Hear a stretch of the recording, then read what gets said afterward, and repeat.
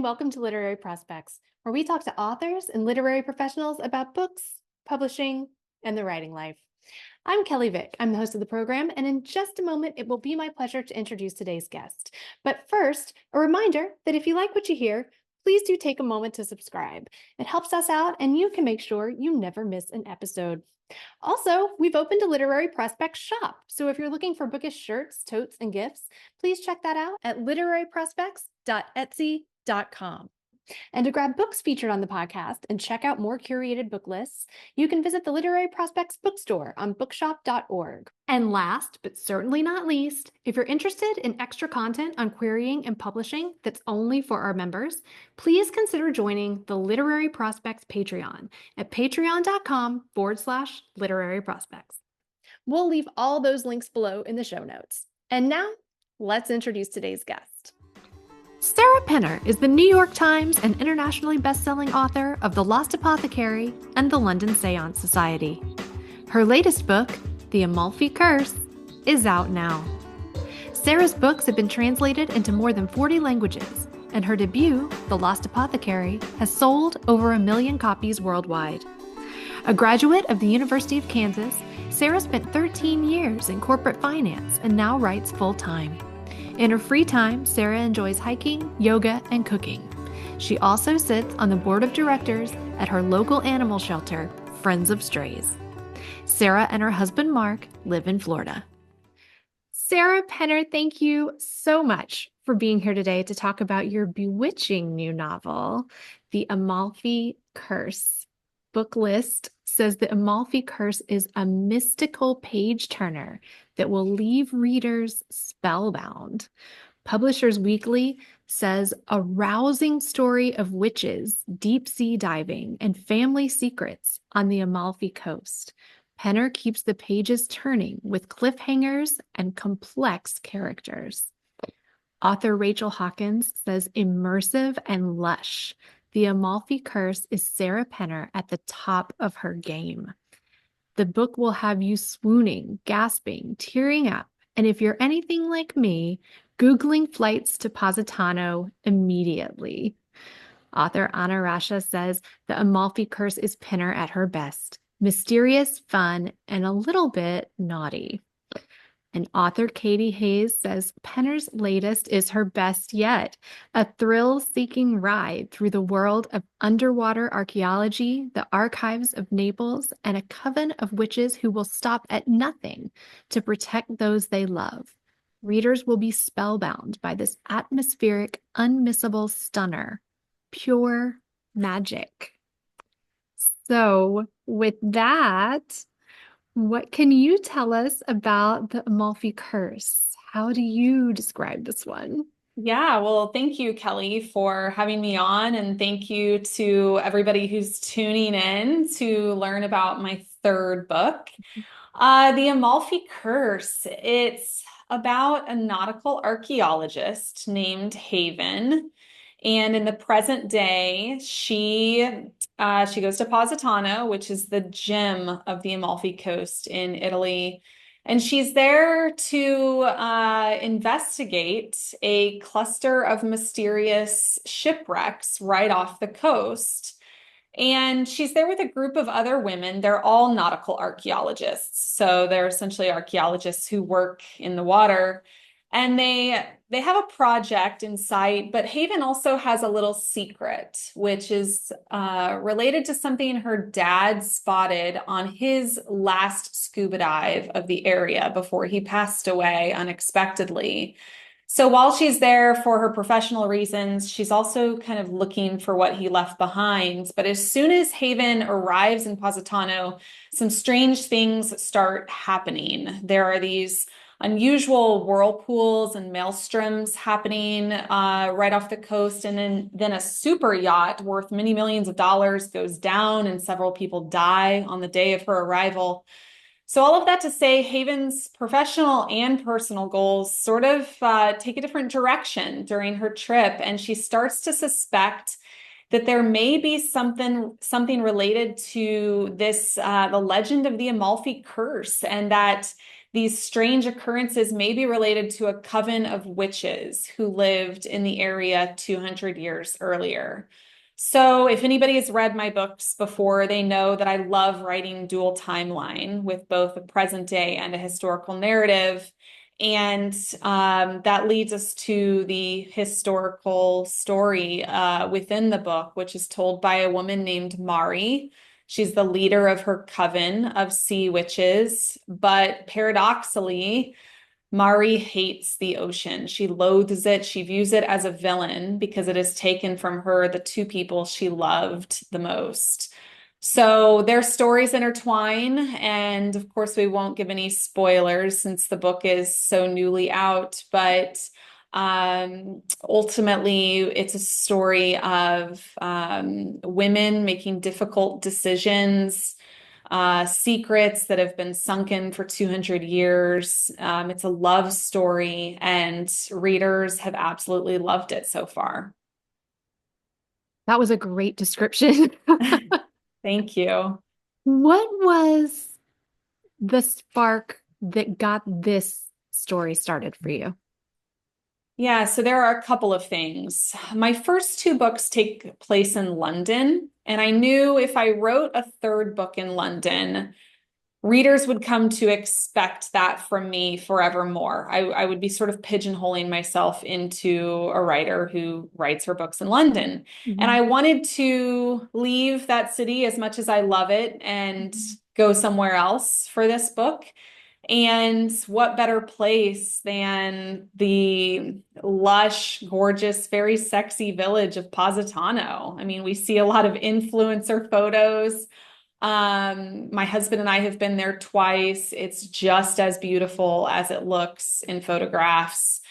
And what I was curious or interested to learn was that Positano in the early 1800s was really just a speck on the map. It was a teeny tiny fishing village. And so that's the historical narrative takes place with that backdrop and then set against this present day narrative with all of these influencers. And there's a nightclub and a cave. So there's really kind of different world building there.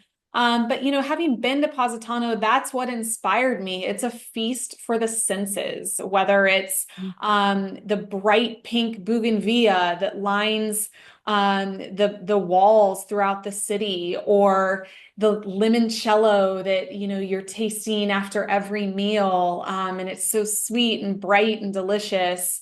It's really just you can literally smell olive oil. I distinctly remember that when my husband and we were walking through the village at one point, and you could smell olive oil. Like, to be Mhm. in such a sensory atmosphere was just incredible. And I tried to bring that to the reader, and it made for an amazing place to set these two stories full of conflict and tension and love and vengeance, and weave them together into something cohesive.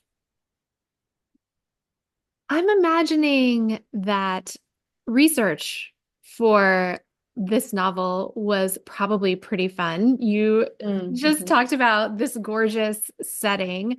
Also, Haven, our present day protagonist, is a nautical archaeologist.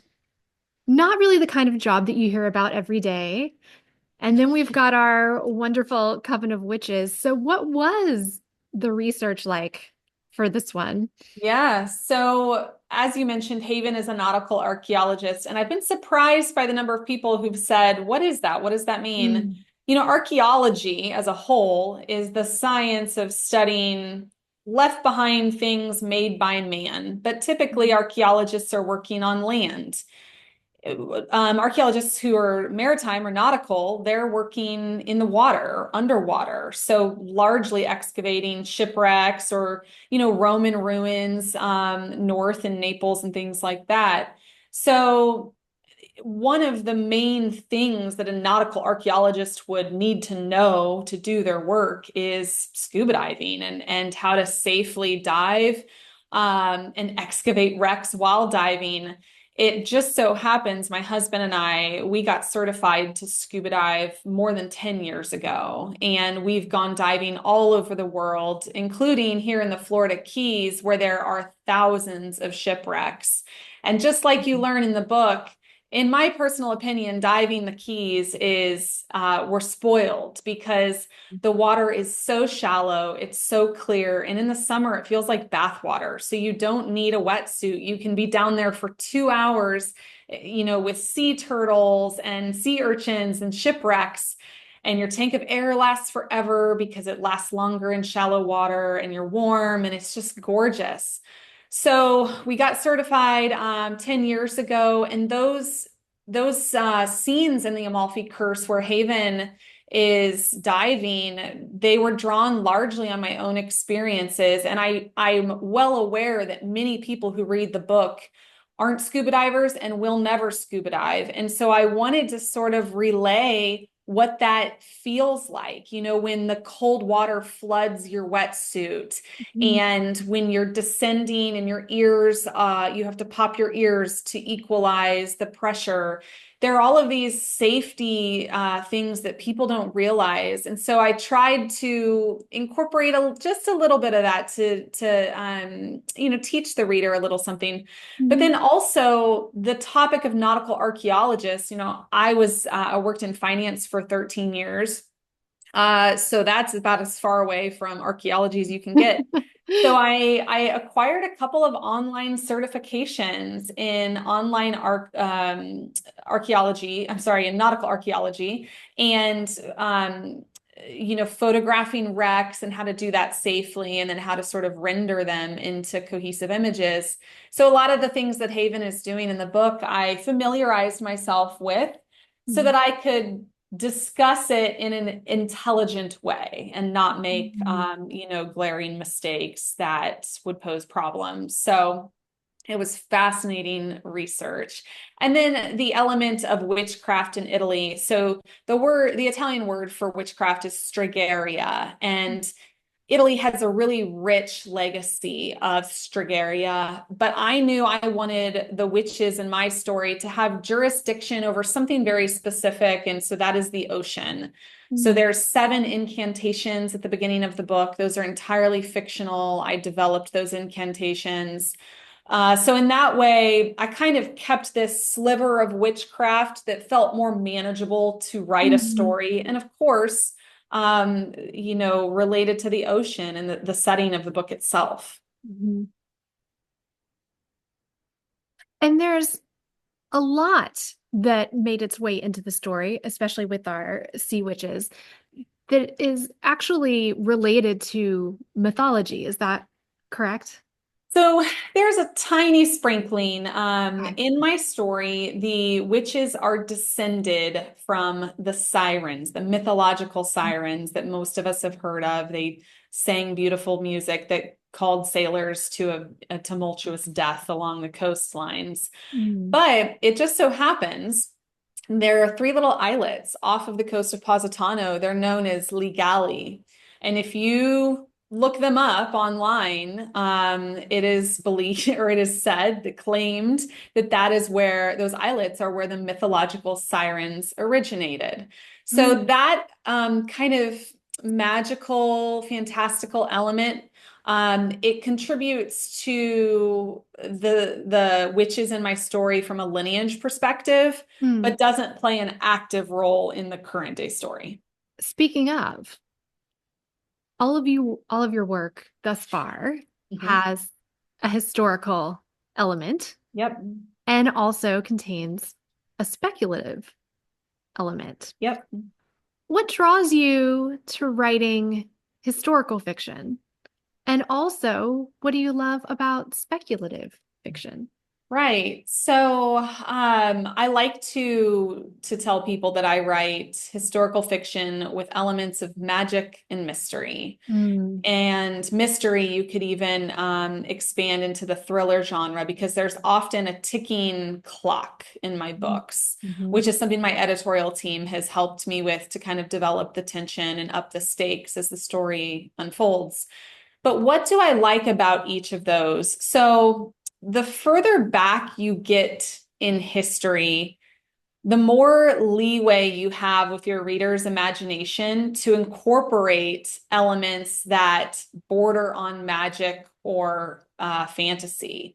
So, in other words, it's a lot easier to write a book about a woman in the late 1700s practicing magic than it is about a woman 10 years ago practicing magic, because Mm-hmm. the further distance you go, just the more feasible it feels. And I think part of that is just culturally what we're exposed to. You know, a lot of fantasy and magical type stories kind of take place in a historical setting. Mm-hmm. So part of it is that history just inherently feels magical to me. But I also like the genre bending. I read a lot of what I would consider like pretty pure historical fiction, meaning it solidly fits in that genre and isn't really cross genre. And while I like that, I also like a little bit of edge, and I like high stakes. And when you bring in speculative elements, you can do that. So, um, my second book, The Lennon Seance Society, it sort of went the paranormal, ghostly seance route. Mm-hmm. So I would say it's the most niche of the three. But The Lost Apothecary, my debut, I mean, the concept of magic, that left readers wondering about a lot of the things in the book. Was that the result of magic, or was that real life? And then similarly with book three, Witchcraft, I think readers, they see that with these powers, these women can do quite a lot with the ocean.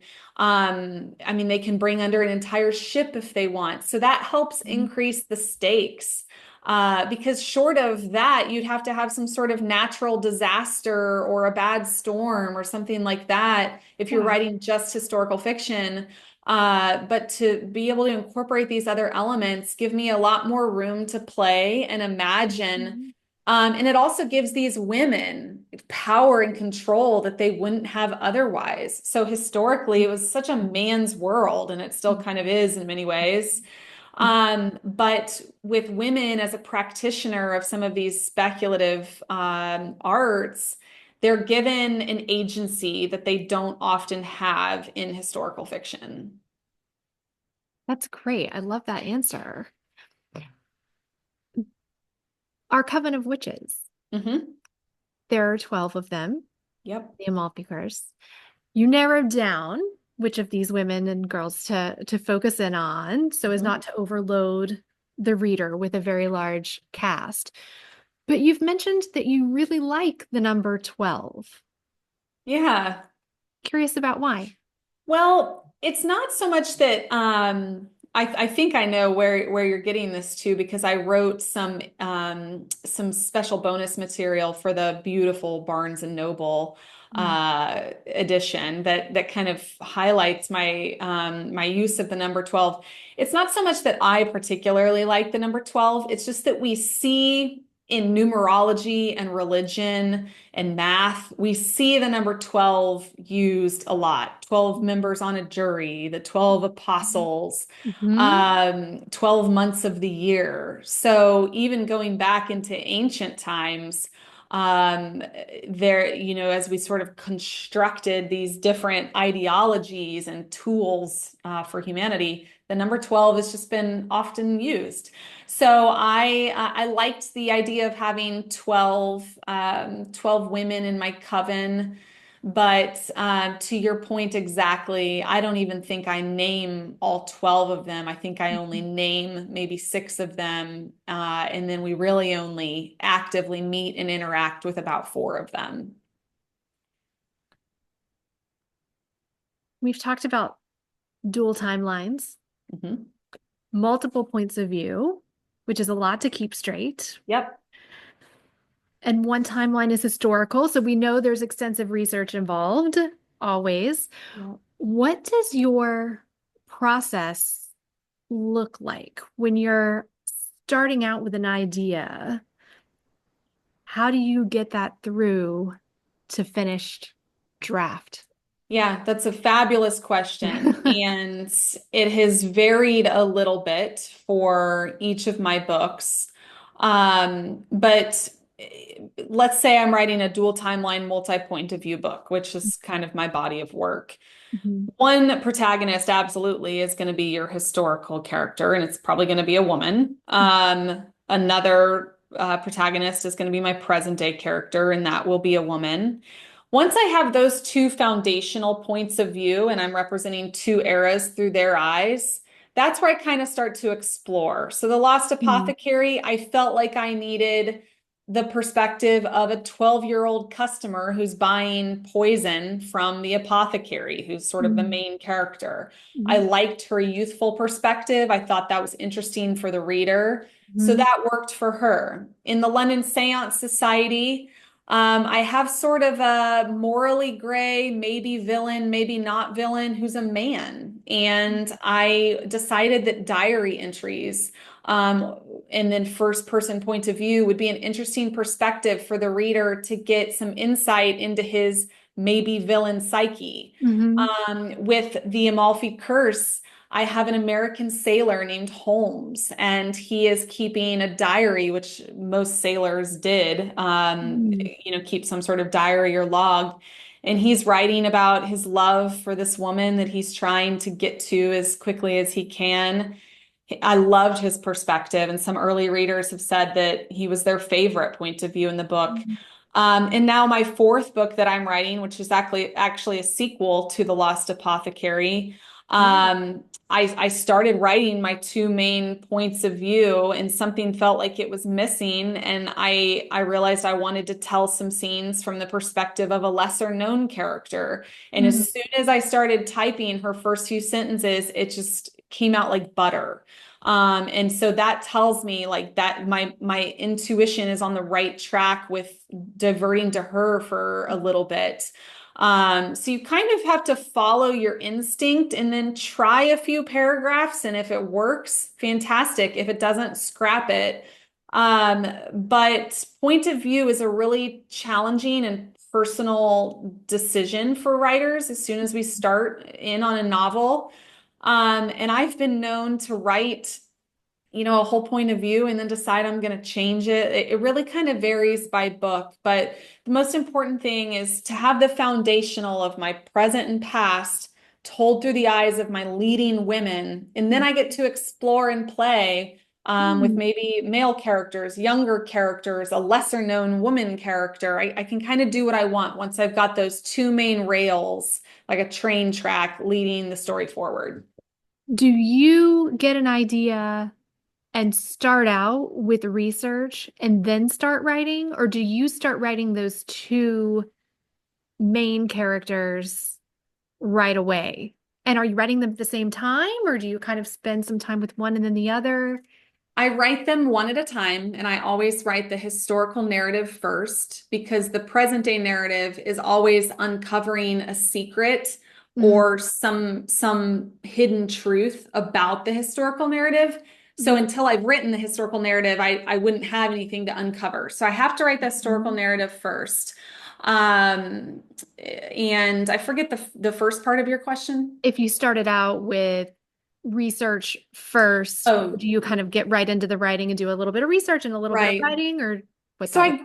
I ground myself a little bit in the world, so the era and location that I'm writing. Mm. But I don't dilly-dally too much with research because ultimately the reader they want to know some contextual information that research leads to, but mostly they want the story, and the story is my fictional characters, the stakes, so what they have to lose, and the conflict. And that Mhm. doesn't come from research. That is story development. So, I familiarized myself with the culture of witchcraft in Italy, and I kind of learned some history around that.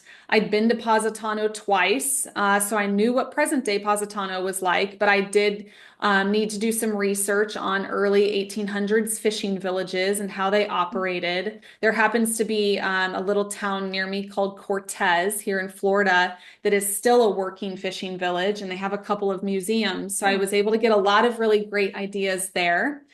And then, of course, the scuba diving. I had that experience. I Mhm. got my online certifications in nautical archaeology. And once I sort of hit those main spheres, I was ready to write my story. And then at that point, I just can fill in small research gaps as I go. So, what a family may have for dinner one night, what would have been traditional in that era, things like that, that are just small research gaps that I can do kind of on the go. We've hit on the ticking clock, Yep. and we've been talking about the multiple timelines. And you have also mentioned that you like to write in multiple timelines because it allows you to withhold information from the reader if you Mhm. want to. And I just thought that was so simple, but so smart. Can you talk about that a little bit? Yeah, I think it's one of the luxuries of writing or structuring a narrative with multiple points of view and multiple timelines because I love delivering cliffhangers and twists to the Mm, reader. And so you can cut a scene at its most tense moment when the reader is, their eyes are flitting over the pages as quickly as they can. You hmm can cut the scene and then you can jump forward 200 years, or you can jump to a different character. It's almost like a life hack for a writer, because then that's what creates a page turner, in my opinion. They can't simply turn one page and get that narrative resolution they so badly crave. They have to read another chapter of someone else, and by the time they're done with that chapter, that's all they want to know is what happens to that person. But now I've brought them back. So hmm it's one of dual timeline fiction is very, in my opinion, like very challenging because you're telling two like almost different stories that you then have to weave Yeah. in a meaningful way. But if you can figure it out, it's a real luxury to be able to kind of stack these stories hmm in a way that allows you to, your pacing and your tension control throughout the story. There's a lot you can do there, and you can have fun with creative transitions. So, for instance, we talked briefly about the sirens. We learn in chapter 1 the witches are descended from the sirens. That's in the historical narrative. Well, then the first paragraph of my present day chapter 2 is a woman, Haven. She's waking up to the sound of sirens, but she means police sirens because a yacht has just gone Mm-hmm. down. hmm So that was fun for me, like kind of a little, double entendre there. So we've got sirens in two instances. In The Lost Apothecary, there's a scene in the historical narrative that ends with someone knocking on the door. And then in the next chapter, the very next page, the present day narrative, our character is knocking on a door. So the reader, like I have two doors in both kind of back to back. So I have fun with the transitions like that as well. Do you outline or are you more of a pantser? I do outline, but I'd say I only stick to it about 50% of the time. I stick to the broad stroke outline, but I definitely find myself diverting quite a bit, within a scene. We mentioned earlier as well that you spent 13 years working in corporate finance Mhm. before becoming a full-time author. How did that leap come about?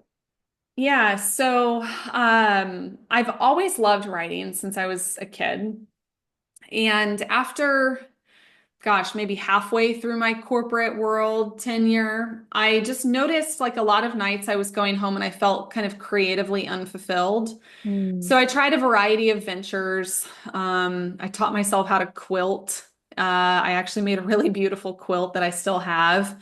Uh, I dabbled in gardening. I've always loved to cook. I took watercolor classes. So it was kind of Wow. like I was trying to explore different avenues. And then I thought, you know what? I've always loved to write. I'm just going to enroll in like a cheap online writing class, just a few $100. It's 12 weeks and I'll see if I like it. Well, I loved it. And I signed up for another one and another one. And I loved my weekly exercises. I loved the feedback and the constructive feedback I was getting from my instructor and my classmates. And after a few of these online courses, I decided I wanted to write a novel. My first novel, I never got agented, it never sold. And so my second attempt was The Lost Apothecary, which was and is far more successful than ever I would have dreamed. I never intended to quit my job. I thought Mm. I will continue in the workforce, till standard retirement age. Mhm. If I could have a published book with my name on it, that would be incredible. If it's in a store like Barnes and Noble, that's even more incredible. Mhm. I never in my wildest dreams thought it would be published in 40 languages and sell well over 1 million copies and be in every Barnes and Noble store in the country. So, after The Lost Apothecary came out, that was right in the height of the pandemic, March 2021. Oh, I wow. sold my second book, and the day after I sold my second book, I turned in my resignation letter to my employer. So I've been a full-time writer for just over 4 years now. And when I was balancing both, because I wrote The Lost Apothecary while working my day job, I was waking up at 5 a.m. and I would write for about 2 to 3 hours before I went into my day job. And that's the only way to get it done for me. I talk to a lot of people who they say, I've got a full-time job, I've got a family, how do I do it? And what I tell people is something's gonna have to give. If you want to write or pursue any creative endeavor for that matter, a language, a musical instrument, painting, something's gonna have to give because there are only so many hours in a day. So for some people, that might be sleep. They need to wake up early or they're gonna stay up later. But ultimately, what gets cut is sleep. Some Mhm. people, they may start to lean on more childcare so that they can get a couple of hours each day that they hadn't previously had. Some people, they'll do like a 1 weekend getaway each month where they go hole up in a little Airbnb and try their endeavors that way. Something will have to give. And what I kind of think is, if you're looking at your life and you can't find any place to give more time, then I just don't think you want it bad enough because when we as humans want something bad enough, short of a medical emergency for ourselves or an immediate loved one, we will make it happen. Mhm. And I tell people that, my family and friends, like right now, things are just chaotic with this book about to come out. And it's like on Monday night, for instance, I went to yoga and dinner with a couple girlfriends, and they were just so honored that I was making time and that I was like out with them. And I said, you Mhm. guys, you are two of my greatest priorities. Like, I don't care what hellfire is going on around my life unless me or my husband have a medical emergency, like I'm going to make time for the things I care about. So I think the same applies, when people say they have a passion, if they really want it, they'll find the time to carve out. What was the road to publication for you? You said you finished the first novel, didn't get Yeah. agented. Then what happened? Yeah, so the first novel, I queried more than 130 literary agents. It was rejected by all of them. I wrote my second book. I took kind of a different approach. I took some feedback that I got from some of the agents who'd rejected me, and I wrote a much more enticing, relevant, fresh pitch which is the pitch for The Lost Apothecary. So Mm. I spent another year waking up at 5 a.m. I wrote The Lost Apothecary. I sent it out to 12 literary agents, and 5 of them offered to represent it. So I had the Wow. very awesome experience then What a of difference a year makes. what a difference a year makes. And 4 of the 5 had rejected my first manuscript. So that's a lesson in not giving up and not burning bridges. So let's see, I signed with my agent up in New York. We spent several months on revisions to The Lost Apothecary. She took it out on submission and sold it overnight to HarperCollins. Within a week, 10 territories had signed on to translate it. It's now in 40 languages. It was an instant New York Times bestseller, optioned pretty quickly by Fox Entertainment. They sat on that option for 3 years and they've since sold it, but it was still really exciting to get some Hollywood interest. And then, yeah, the month that came out, I sold book 2. Before book 2 came out, I was asked if I'd sign a contract for 2 more. So, it just keeps going. And I'm working on my 4th book now. It's due to my editor at the end of the year, and fingers crossed next year we sign another contract. So, I love writing. I love my life. I feel very, very fortunate to be in the position to write for a living, and more importantly, to inspire and coach and lead and speak. I speak all the time to audiences all throughout the United States, readers, aspiring writers, college kids, grade school kids, retirees, you name it. And that's been one of the greatest joys of this profession. Well, I actually was going to ask you about your website, Yeah. sarahpenner.com, Mhm. has a lot of wonderful advice and tools for writers. There's social media strategy plans, tips for querying, all kinds of great stuff. You've said that you do all of this speaking. Why do you find it so important to share with the writing and reading community in this way? I think there's a couple of things. This sounds extremely strange to say, and I'm not trying to sound like arrogant, but I've always kind of felt like a natural born leader. So I like and I am comfortable with sort of reaching my arms out and saying, "Let me help you. Watch what I'm doing and let me give you tips on how to do it better." I have no problem putting myself in the fire a little bit and making mistakes so that other people don't. I am not risk averse. I'm open to risk. I'm open to failure. These are a lot of qualities I think we find in people who lead well. Mm, I also am not scared of speaking. I love being up on stage. I love a hot mic. And mm, so that platform, most people hate that. They hate it. mhm. So being able Especially to, writers. especially writers.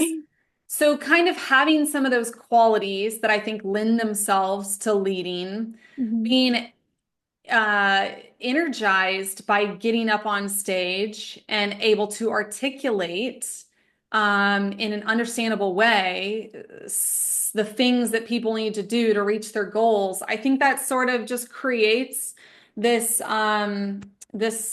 situation where it works well for me. And also because I never studied writing or English other than my online writing classes, I don't have an MFA. I don't have a degree in literature. Prior to writing The Lost Apothecary, no one knew who I was. Totally different job field. Mm, And so I think that people look at me and they think, wow, like I'm a scientist or I'm a whatever, I'm a stay-at-home mom. I could write a book and become that too. And I say, absolutely, hell yes, you can. Like you don't need an MFA to be a New York Times best-selling author. And so I think they see a little bit of themselves in my journey, and I am fired up by the fact that I got here too, just because of passion and hard work and having fun. I see a lot of my peers And I got to admit, a lot of them just don't look like they're having a lot of fun. And I love to have fun, and I try to have fun on my book events and all of that. So, I think it just works. And if I could, I would only speak and not do the writing piece. But the reality is, I'm speaking about my writing. And so I need to keep writing and producing new content. Otherwise, I won't have anything to talk about. What is your favorite piece of advice for aspiring authors? For aspiring authors, my favorite piece of advice, it sounds ridiculous, but it's true, and I'm going to say it. Make sure you actually like to write. And what I mean by that is this. So many people idealize the author's life because what they think about is sitting in a coffee shop on a rainy day with the hissing espresso machine in the background, and they've got their laptop and they're writing their stories and making a ton of money. That is not what it's like. It is sitting your butt in a chair for hours a day with your dog barking every time the Amazon delivery guy drops off a package, spending 2 hours slogging through mud to write half of a scene, only to the next day go back to it and realize you have to scrap the entire thing because it doesn't fit or your voice was all wrong or something like that. And then do that every day for 18 months. Send it off to an editor who tells you to rework 50% of all of it. That is what writing for traditional publication is. So to do that well, you have to love that. You have to love the revision and the editorial process where you're scrapping and reworking and scrapping that and reworking that. And you have to love that, and you have to have thick skin. So when people say they want to be an author or a writer, I sometimes challenge them. And so many people say also their bucket list item is to write a book.